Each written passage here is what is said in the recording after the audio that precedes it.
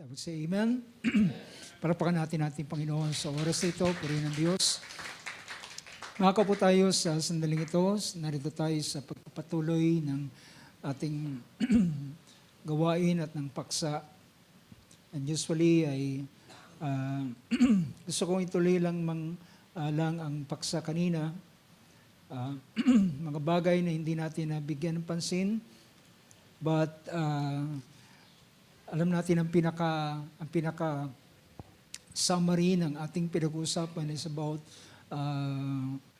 modern day idolatry, o ito'y ang tinutukoy is idolatry then and now. Noon ang mga idols, ang idolatry, idols is ito ay pawang mga images, mga temples, or sabihin natin mga mga rebulto na ginagawa ng mga tao. At may mga panahon ang kanilang ginagamit ng mga materyales ay mga ginto, mga pilak, mga mamahaling mga klase ng bato at ilang pang mga bagay para pakita nila na ang Diyos na ito ay Diyos ang ito, isang espesyal. At naalala ko, merong isang hari na nakapunta siya sa isang lugar, at pagbalik niya, siya ay nakakalungkot, siya isang hari ng Israel. Pagbalik niya ay gumawa siya ng rebulto ng Diyos na kagaya ng kanyang nakita sa ibang lugar. Ngunit sa oras na ito, sa ilang sandali, ay nais kong magpatuloy sa kaisipang ito. Gusto kong puntahan ang Ezekiel chapter 14.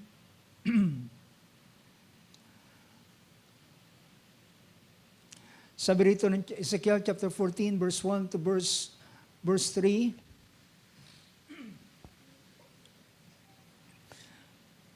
Sabi rito, Then some elders of Israel came to me and sat down before me. And the word of the Lord came to me, saying, Son of man, this man had set up their idols in their hearts, and have put right before their faces the stumbling block of their iniquity. Should I be consulted by them at all? So, yan ang verse nating ginamit sa oras na ito. So,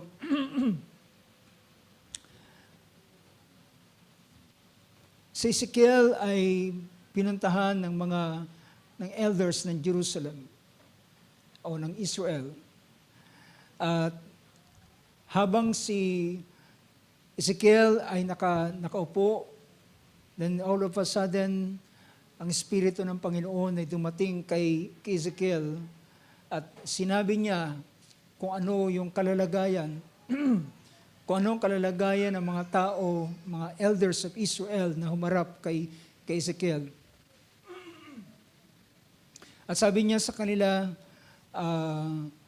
Son of man, this men have set up their idols in their hearts. Ang mga taong ito ay naglagay ng kanilang Diyos-Diyosan sa kanilang puso mismo. So makikita natin, ang pinapakita ng Panginoon sa oras na ito ay isang worse condition ng Israel. It is a worse condition because their idols is not, hindi lamang ito nasa labas na kanilang pinupuntahan at wino-worship. But ang sabi rito, they have set up their idols in their hearts and have put right before their faces. So, ito yung kondisyon ng Israel, mga kapatid. Alam natin si Ezekiel siya ay almost contemporary ni Daniel. At if I'm not mistaken, yung tinatawag na pagbihag, pag-captive ng Babylon galing sa Jerusalem. Ang unang naging captive ay sila Daniel. Ang sumunod na batch ay sila Ezekiel. So, pero before na nangyari ang ilang mga bagay, ay may mga pinakita ang Diyos kay Ezekiel. Now, alam nyo, doon sa verse na ating pinagtuunan kanina about Colossians chapter 3 verse 5, ay dito pinakita ni Apostol Pablo about this kind of idolatry. Sabi niya rito sa chapter 3 verse 5, so therefore consider the members of your earthly body as dead to immorality, impurity, passion, evil desire, and greed, which amounts to idolatry. Sa ibang version, ang greed na yan sa King James Version ay covetousness. You know, sabihin natin, ang pinaka-sentro ng lahat ng mga bagay na ito ay kagaya ng sinabi ni Apostol Pablo sa 2 Timothy chapter 3 verse 5. Pinakita niya yung kaganapan sa huling mga araw, and we believe na ito ang siyang nagaganap sa ating kapanahunan. Sabi rito ng verse 1, but realize this, that in the last days, difficult times will come. Sabi niya, pakatalastasin mo ang mga bagay na ito dahilan sa mga huling araw ay darating ang isang mga panahong mapanganib. A perilous time, isang panahon na totoong napakapanganib. Anong dahilan? Bakit binanggit niya ano yung panganib na kanyang tinutukoy? Verse 2, sapagkat ang mga tao ay magiging maibigin sa kanilang sarili. Magiging maibigin sa kanilang mga sarili, maibigin sa salapi, mayayabang, mapagmalaki, mapagtungayaw, masuwayin sa mga magulang, mga walang turing, mga walang kabanalan, walang katutubong pag-ibig, walang paglulubag, mga palabintangin, mga walang pagpipigil sa sarili, mga mabangis, hindi mga maibigin sa mabuti. Mga lilo, matigas ang ulo, palalo, mga maibigin sa kalayawan kaysa mga maibigin sa Diyos. Ang last verse, ang verse 5, na may anyo ng kabanalan datapwat tinanggihan ang kapangyarihan ito, lumayo ka rin naman sa mga ito. Now, alam nyo, kung babalikan natin yung verse 2, matapos niyang sabihin that this is a perilous time, sapagkat, sabi niya, verse 2, sabi ron, for men, sapagkat ang mga tao ay magiging maibigin sa kanilang sarili. You know, kung habang tinitingnan ko yung mga sumunod na verse, yung mga sumunod na verses, ang lahat ng mga tinukoy ay tila baga ang pinaka-summary nito ay yung unang pangungusap na sinabi ni Paul, sila ay maibigin sa sarili. At ang isa sa makikita natin, pwede ang tao ay wala siyang idols na pinupuntahan at sinasamba, pero ang pinakamabigat na idol ay ang kanyang sarili. Tama? Ang pinakamabigat na idol ay ang kanyang sarili. Dahilan kapag ang idol ay ang kanyang sarili mismo, ang lahat ng mga bagay na yan ay makikita nyo, ito'y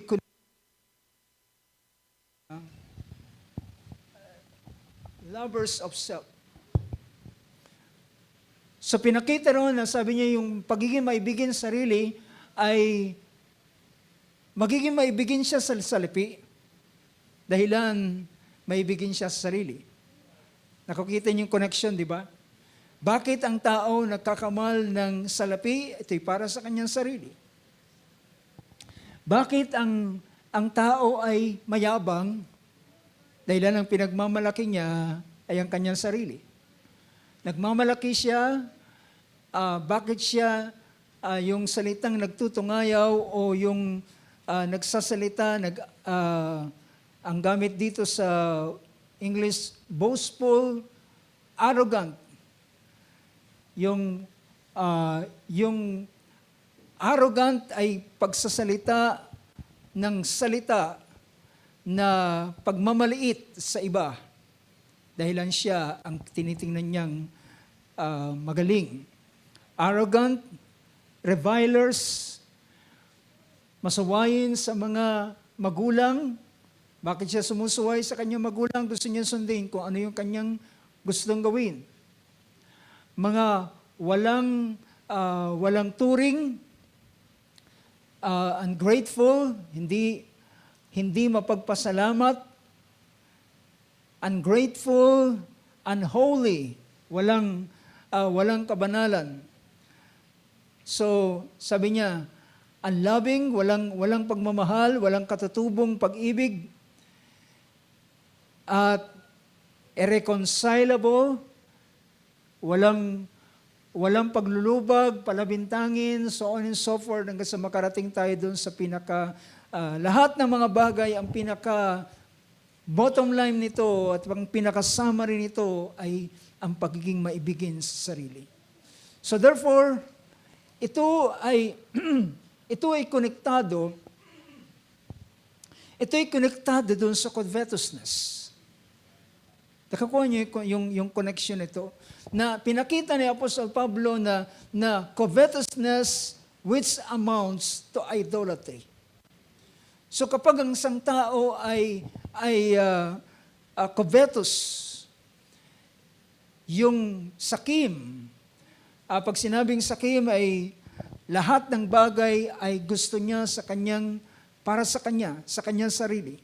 In fact, ang ating Panginoong Hesus ay nagpahayag ng isang parable sa Luke chapter 12.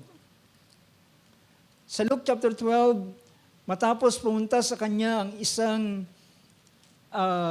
isang lalaki na meron silang usapin ng kanyang kapatid. Sabi dito sa verse 13, merong isa na nagpunta sa kanya at sabi sa kanya, Guro, ang aking kapatid ay, sabihan mo ang aking kapatid na hatiin niya ang aming mana, ang family inheritance, sabi niya. Ngunit sabi ng ating Panginoon, sabi niya, sino ang naglagay sa akin bilang maging tagapaghukom sa inyo?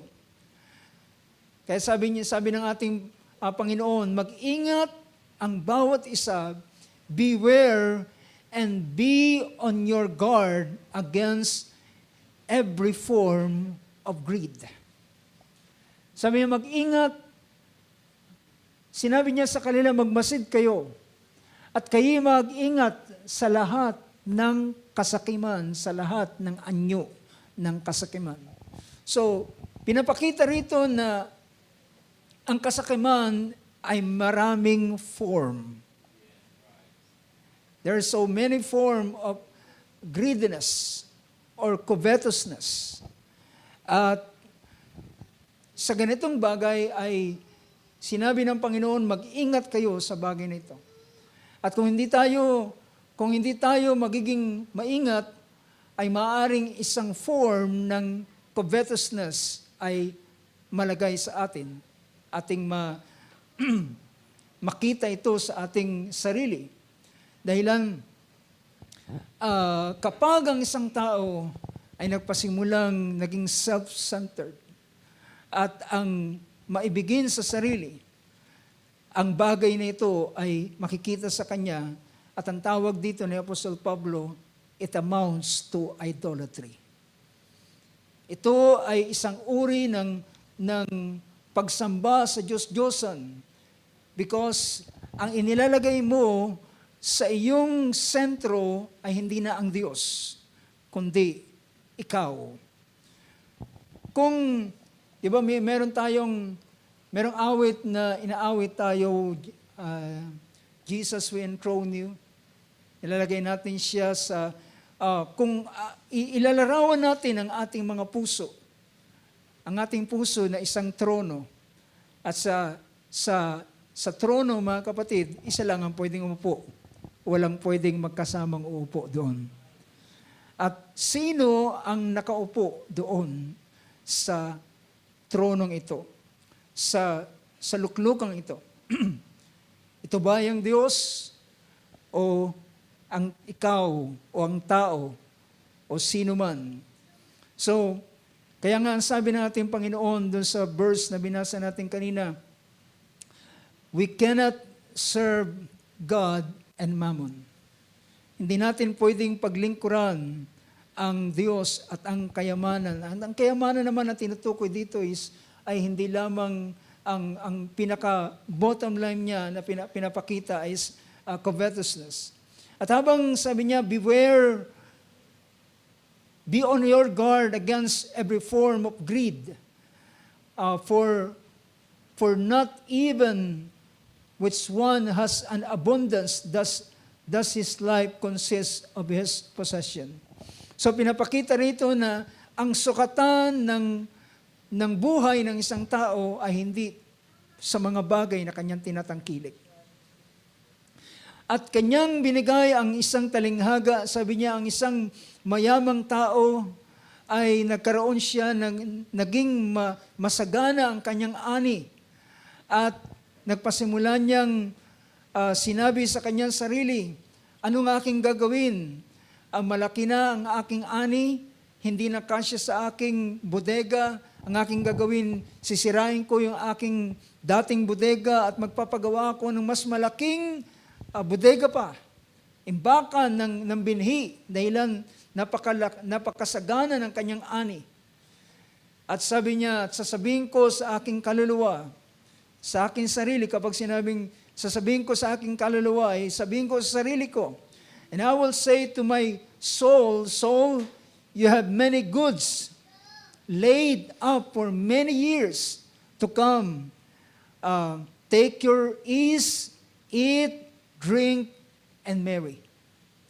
Sabi niya, magpahingalay ka, magpahinga ka, kumain ka, uminom, at magsaya.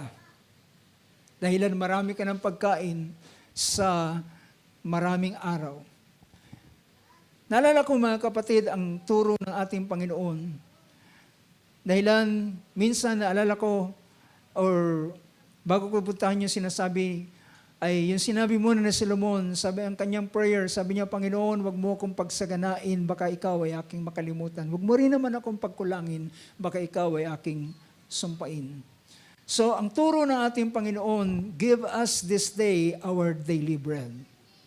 Ang prayer na tinuro ng Panginoon, bigyan mo kami ng pagkain sa bawat araw na ito.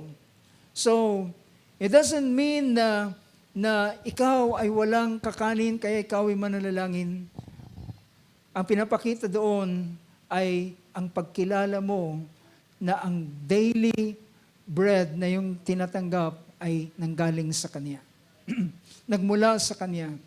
At siya ang kinikilala mong breadwinner ng pamilya dahil kung wala ang Kanyang biyaya at pagpapala ay hindi mo tatamasahin ang anumang mga bagay. So dito sa bandang huli ng talinghaga ng ating Panginoon sa verse 20, ngunit sinabi ng Diyos sa Kanya, ikaw na isang haling.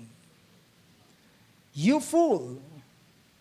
Sabi niya, sinabi ng Diyos, ikaw na haling. Sa English, ang tinutukoy dito, ikaw ay isang mangmang.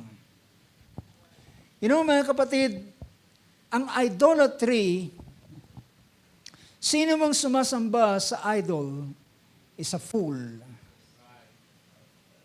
Nakikita natin na, can you imagine sa Old Testament, ay pinakita yung folly o kamangmangan ng mga idol worshiper. Alam niyo kung bakit sa Isaiah chapter 44, mababasa natin dito, mababasa natin ang from verse 9 ng chapter 44 ng Isaiah. Pinakita diyan ang heading niyan from verse 9 up to hanggang dito sa verse 20. From verse 9 to verse 20 ay ang heading niyan is the folly of idolatry. Ang kamangmangan ng pagsamba sa Diyos-Diyosan. Dahilan ang pinakita niya rito, isang tao, kukuha siya ng puno, puputol siya ng puno, at siya ay magsusukat, puputulin niya ang punong kahoy na yon, at siya ay, ang kalahati ay gagawin niyang panggatong, yung kalahati naman ay gagawin niyang Diyos. Kaya sabi rito, verse 10, sabi ng verse 10, I'm reading Isaiah chapter 44, verse 10. Sabi rito, who has fashioned God or cast an idol?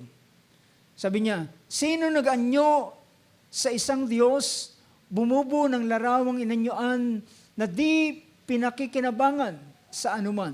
Wala siyang mapapakinabangan. Verse 11, sabi niya, narito lahat ninyong kasama ay mapapahiya at ang mga manggagawa ay sa mga tao, mapisan sila, magsitayo sila, sila'y matatakot, sila'y mga papahiyang magkakasama. So makita natin the end result ng mga idol worshiper, sila ay mapapahiya. Sila ay mapapahiya kasama ng mga taong ito. Verse 12, sabi niya, ang panday bakal ay gumagawa ng palakol at gumagawa ng mga bago at inaanyuan yaon sa pamamagitan ng mga pamukpok at ginagawa yaon ng kanyang malakas na bisig o siya'y gutom at ang kanyang lakas ay nawawala at siya'y hindi umiinom ng tubig at pata. So pinapakita rito ni Isaiah na yung gumagawa ng Diyosang ito ay nanghihina. Nawawala ng lakas, nagugutom. At isang tao na dahilan sa kanyang karunungan ay ginagawang ganitong bagay. Ang ilan naman sa verse 13, another shapes wood. Ang ilan naman ay nag-aanyo ng isang anluwagi, ang pising panukat, kanyang tinatandaan ng lapis, kanyang inaanyuan sa pamamagitan ng katam. So, yari sa kahoy yung kanyang ginagawa. So, merong mga goldsmith, merong mga silversmith na gumagawa ng Diyos-Diyosan. Ang ilan naman ay gumagawa sa kahoy, ang ilan ay gumagawa yari sa bato.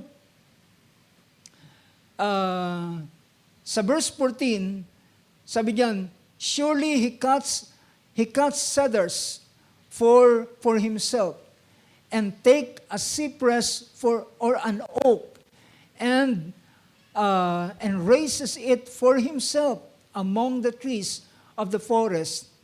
So, kumukuha siya ng, it's either cedar, ito yung mga magagandang klase ng mga puno, cedar, cypress, oak tree, at ilang pang mga klase ng puno.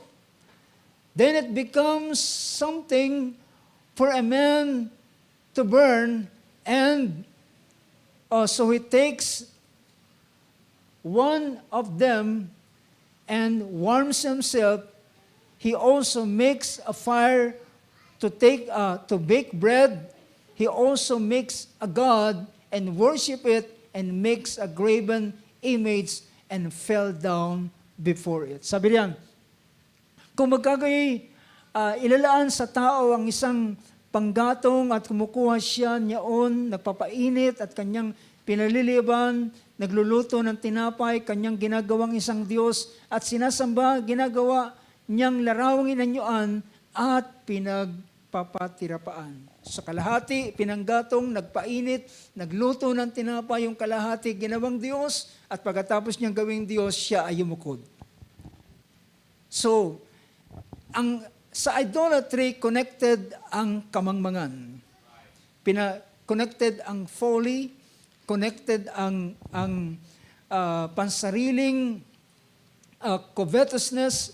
So, pinapakita ang ganitong bagay.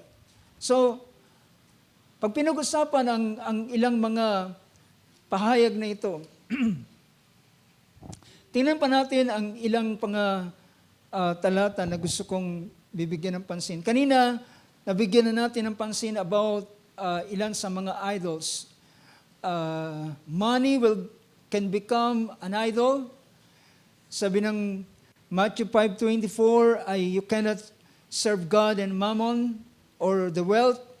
1 Timothy chapter 6 verse 10 ay pinakita roon, the love of money is the root of all evil. So, habang tinitingnan ko yung verse na ito sa Colossians 3:5, covetousness is connected to lovers of self, pinakita ron. Ng 2 Timothy chapter 3. So, konektado ang covetousness doon sa pag-ibig sa sarili ng isang tao. At kapag ang isang tao ay may bigin sa sarili, well, ang tanging hinahangad ng tao ay ang kanyang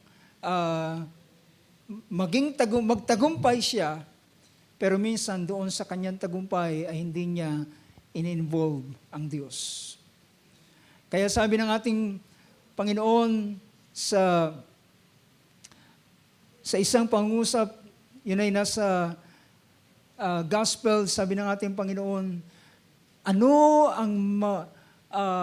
anong mapapala ng isang tao kung kanyang makamtan ang lahat ng mga bagay dito sa mundong ito at maiwawala niya naman ang kanyang kaluluwa. Ano ang kanyang gagawing kapalit sa kanyang kaluluwa?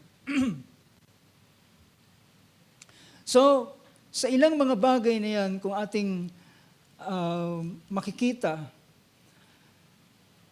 sabi nga kanina, si Apostol Pablo, ang mga kausap dito ay mga believers. Ang Romans, ang Corinthians, ang Romans ay inaral ni Apostol Pablo kung paano ang mga taong ito na mga idol worshiper. Dahilan ang pinaka-sentro dito ay ang kanilang sarili.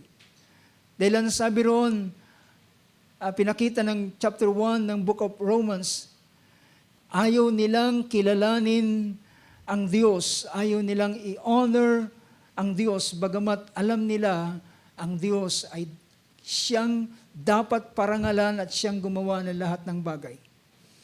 At ayaw nilang kilalanin, ayaw nilang i-honor ang Diyos, ayaw nilang ibigay ang honor sa Kanya.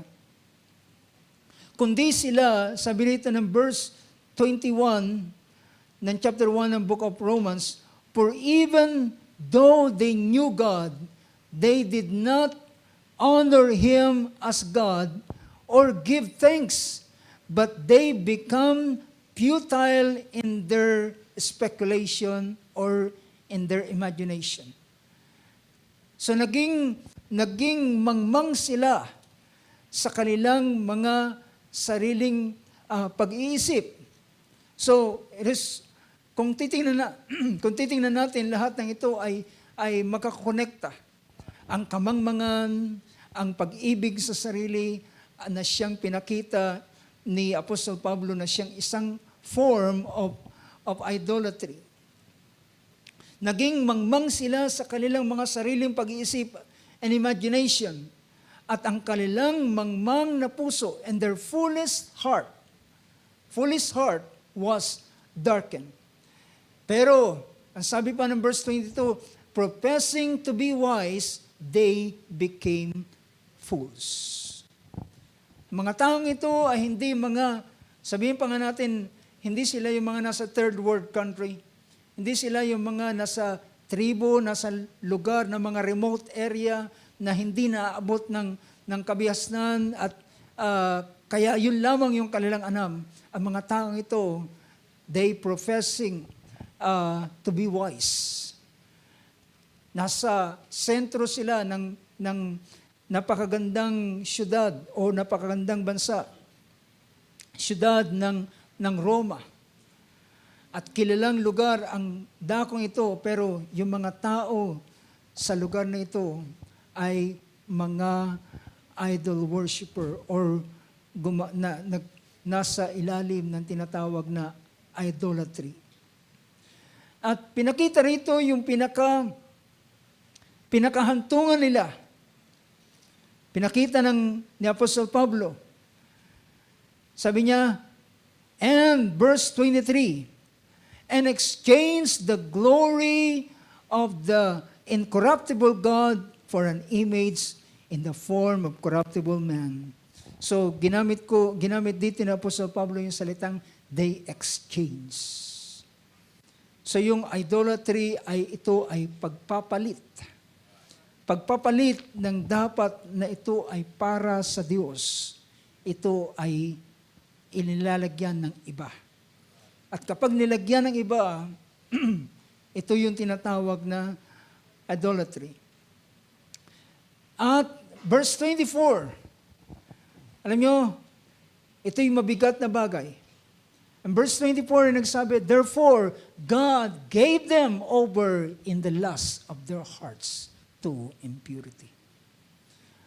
Nalala ko yung salita ng magulang kapag ang isang anak ay patuloy na gustong gawin ang kanyang sarili. Ang sasabihin niya, bahala ka na sa buhay mo.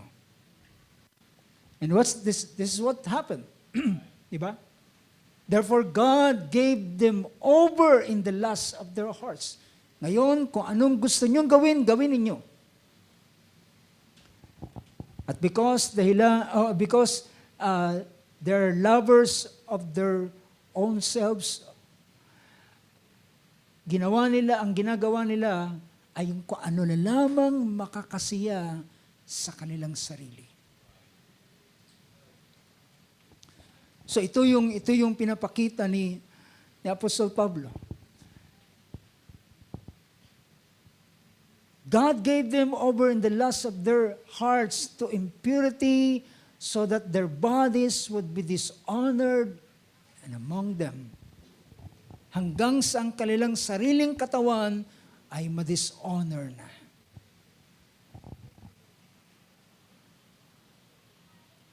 At sabi rito ng sumunod na pangusap, verse 25, once again, ginamit ni Paul yung salitang exchange. For they exchange the truth of God for a lie. That is idolatry. It is always an exchange. Ito ay pagpapalit, pag-aalis sa Diyos at paglalagay ng iba. Yun yung sinabi na Exodus chapter 20. Huwag kayong magkakaroon ng ibang Diyos maliban sa akin. So kung dedirektahin, huwag niyong akong i-replace. Huwag kayong magkakaroon ng iba maliban sa akin. For they exchanged the truth of God for a lie. Mas ginusto nila yung kasinungalingan kaysa sa katotohanan. Dahilan ang katotohanan ay masakit pakinggan, ang katotohanan ay sumusugat ng damdamin, at sumusugat ng puso. Pero ang sabi ng book of ni Paul kay Timothy, darating ang panahon, may mga tao na hindi na nila mamagalingin na makinig ng mabuting aral. At maghahanap sila ng mga tagapagturo na magpapasaya sa kanilang mga pakinig. Kung anong hinahanap ng kanilang pakinig, ayon ang kanilang papakinggan. Ayaw na nila ng katotohanan, ayaw na nila ng ilang mga bagay, kaya sila ay ibibigay ng Panginoon sa kanilang sariling gawa. They exchange the truth of God for a lie and worship and serve the creature rather than the Creator who is blessed forever. Amen. For this reason, God gave them over to this degrading passions. Yung mga desire nila ay papunta na sa pagde-degrade ng kanilang sarili. So, masyadong mabigat yung mga statement na ginamit dito ni Paul. Kumbaga, graphic yung kanyang mga pinapakita. Sabi niya, degrading passions. Degrading passions. Sabi niya, for their women exchange the natural function for that which is unnatural. So, for this reason, God gave them to degrading passions. Yung degrading passions na ito is their women exchange the natural function for that which is unnatural. So, makikita na natin ngayon ang tinatawag na LGBT community, mga lesbian, partner with also a woman, at ang sumunod na verse 27, for this reason, and in the same way, if woman, sabi nito, if the woman exchange the natural function as well, ganun din naman yung mga kalalakihan. And in the same way, also the man abandoned the natural function of the woman and burned in their desire toward one another, man with man, committing indecent acts and receiving in their own persons the due penalty of their errors. So, nakita natin, hindi pa man sila dumarating sa judgment, yung katawan mismo nila ay nasisira at nagkakaroon ng mga karamdaman, mga HIV at mga sexually transmitted disease at AIDS at ilang pang mga bagay. So, hindi pa yon ang judgment para sa kanilang kaluluwa, pero yung kanilang katawan because they degraded. Dinegrade na nila ang kanilang katawan. So, ano ang worse? Bakit ang Panginoon ay tinawag niyang, I am a jealous God? I am a jealous God because as being a jealous God, gusto niyang hindi lamang sabihin natin overprotective. Gusto niya talagang ilagay ang lubos na proteksyon sa kanyang mga anak. So beware of adultery, ang wika ng ating Panginoon. Kanyang tinuturuan. So, because ang mga mananampalataya dito sa Roma ay dito sila naroroon, ay isinulat ni Apostol Pablo ang ganitong mga bagay para sa mga mananampalataya sa lugar ng Roma. So pinakita ng verse na ito, and just as they did not see fit to acknowledge God, and sabi diyan, and just as they did not see to acknowledge God any longer, God gave them over to a depraved mind to do those things which are not proper. So pinakita rito ang kaugnayan ng ganitong bagay. Ang sino mang sumasamba sa Diyos-Diyosan, anumang ang dati kasi ang tinatawag na idol worship, yung bagay na yun ay kinikilala mo na something na merong deity o meron siyang pagka-Diyos, kaya mo siya sinasamba. Diba? Yun yung unang form ng idolatry, yung ancient idolatry. Pero ngayon ay ibang bagay na. Ibang mukha na ng idolatry ngayon. Hindi na ito may kinalaman dahilan ang mga tao sa unang panahon ay ang ang lagi nilang takbuhan ay ang Diyos. Diba? Kaya yung mga tao na nadadadaya, iniisip nila na yung kanilang tinatawagan ay Diyos.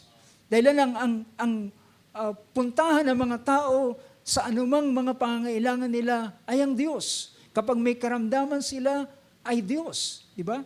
Pero ang ilan sa kanilang napupuntahan ay hindi ang tunay na Diyos, kundi yung mga sorcery, yung mga magician, yung mga encantador at ilang pang mga bagay. At kapag sila at yung form na ito, ay ito yung tinatawag na idolatry sa mga unang panahon. At ngayon mga kapatid, ay merong pagbabago ng mukha ng idolatry. At ang mukha ng idolatry ngayon ay ang pinaka mabigat na bagay ay yung sinabi ng Panginoon kay Ezekiel, naglagay sila ng idols sa puso nila. They set up idols in their heart. Inwardly, nasa loob na, wala na sa labas. Wala na sa mga altar, wala na sa dambana. Nasa loob na nila at ito ay ang kanilang pag-ibig sa kanilang sarili. You know, sa isa pang bagay, so tinignan natin kanina ang money, ang success, ambition, ay ito ay mga form of idolatry. Sa modern day idolatry na mga tawagin natin mga hidden form. Hidden form ito. But you know, isang bagay na pwede nating bigyan ng pansin, alam nyo, ang technology sa ating panahon ngayon ay pwede na ring maging isang way, isang paraan ng idolatry. Sapagkat ito ay kumukuha ng mahabang panahon sa atin, sa tao. Whether we like it or not, umamin man tayo sa hindi, ito ay totoo na nangyayari sa ating kapanahunan. At lahat ay pwedeng mabiktima ng ganitong bagay. Lahat ay pwedeng mabiktima ng ganitong bagay. At ang hindi natin alam, isip natin, pag Sunday ay nasa gawain naman ako. Pag mga midweek service, mga prayer devotion, ay naroon naman ako. Pero ang hindi natin napapansin, baka meron ng Diyos-Diyosan na naroon sa loob. Hindi na ang labas. Wala nang altar, wala nang mga dambana. Kundi naroon na, nakapasok na doon sa loob mismo. So, kung ano yung binibigyan natin ng mahabang panahon, pansin, nakikita natin, yun yung ating mahalaga sa atin. What we value the most ay yun ang inilagay mo sa priority at kung sino ang nasa priority, siya ang Diyos. Merong isang verse na titingnan natin. Ito yung Book of Romans.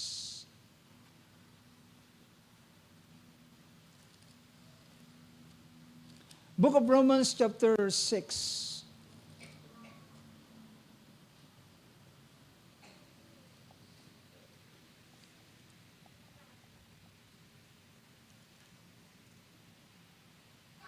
Sabi rito, puntahan muna natin ang verse 6, chapter 6.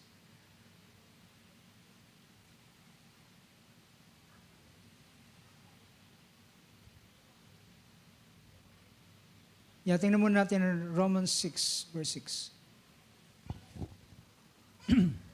Knowing this, that our old self was crucified with him, in order that our body of sin might be done away with, so that we should no longer be slave to sin. Merong isang verse dito, I'm looking dito sa chapter 6. Yung praise na yon, pakitingnan nyo nga, brother, na you are servants to obey. Yan ay nasa parte ng chapter 6 ng Book of Romans.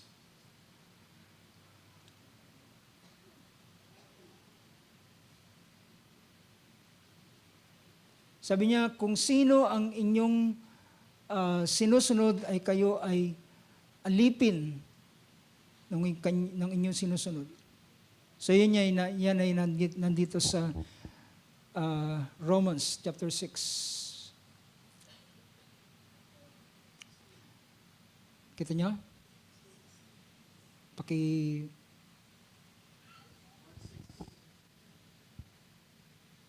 Romans 6:16?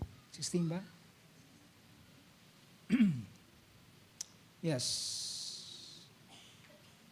Yeah. Do you know that when you present yourselves to someone as slaves for obedience, you are slaves of the one whom you obey, either of sin resulting in death or of obedience resulting in righteousness. Tingnan sa Tagalog.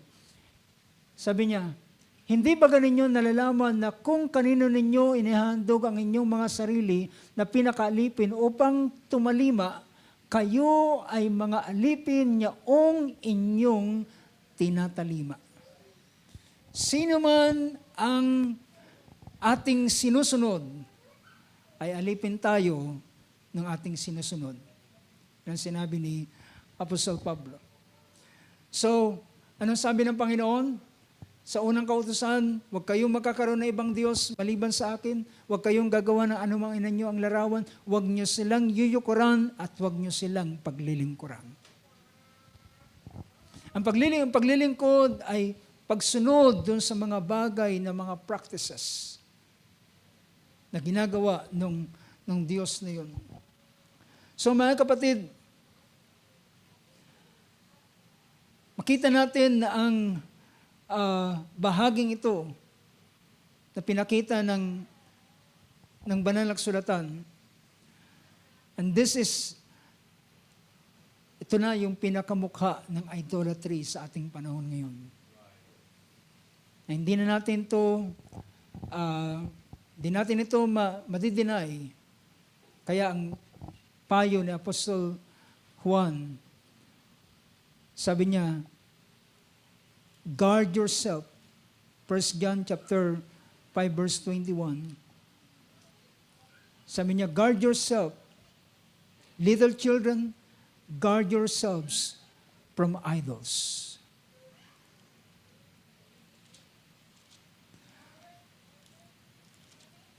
Kagaya ng mga verse na binasa natin kanina, lahat ng mga sinulat ni Paul, ang mga sinulatan niya ay mga mananampalataya. Mga believers, hindi sila mga Gentile na mga idol worshiper. Although, sa unang panahon, ginawa nila ang ganitong bagay, pero sila ay binuksan at dinala sa kaliwanagan. So, sa uling mga araw na ito, ay dalangin ko mga kapatid, tulungan tayo ng Panginoon sa ating kapanahunan. Ang last verse na gusto kong basahin ay ang 115 ng Book of Psalms. 115. Book of Psalms. Dito binanggit ng Psalms na ito patungkol sa klase ng Diyos-Diyosan. Ang Diyos-Diyosan ito ay pinakita niya. But our God, verse 3, but our God is in the heaven. Yung verse 2 ay tinatanong siya ng mga tao, where now is their God? Pero ang sagot ng verse 3, but our God is in heaven, is in the heavens. So yung mga Gentile, yung mga idol worshiper, ay tinatanong nila, nasaan ang inyong Diyos? Wala kami makitang Diyos nyo. Wala kami makitang mga high places, mga temples, o mga ginawa ng kamay ng tao. Pero ang sagot ng isang sumasamba sa Diyos na ito, but our God is in the heavens. Amen? Ang aming Diyos, ang aking Diyos ay nasa mga langit. Nasa langit na mga langit. Sabi nito, He does whatever He pleases. Ginagawa niya kung ano ang kanyang kagustuhang gawin. Next verse. Their idols are silver and gold, the works of man's hands. 5. They have mouths, but they cannot speak. They have eyes, they cannot see. They have ears, but they cannot hear. They have noses, but they cannot smell. They have hands, but they cannot feel. They have feet, but they cannot walk. They cannot make a sound with their throat. Ni kahit isang himig ng salita ay hindi nila kayang gawin. Ang nakakapagtaka, may mga nangyayaring mga tinatawag na mga miracle. Pero itong lahat ay manufactured. Dahil wala naman talagang, sabi pa nga ng, hindi siya makagagawa ng masama sa'yo, hindi rin siya makagagawa ng mabuti sa'yo. Ibig sabihin, wala siyang magagawa. Meaning to say, wala siyang kwenta. So, walang kayang sound na lumabas sa kanyang throat. 8. Those who make them will become like them. Everyone who trusts in them. Now, ito yung warning o ito yung warning na ibinigay ng Psalms na ito. Ang sino mang gumagawa sa kanila ay magiging katulad nila. At kahit man yung nagtitiwala sa kanila, ay magiging katulad nila.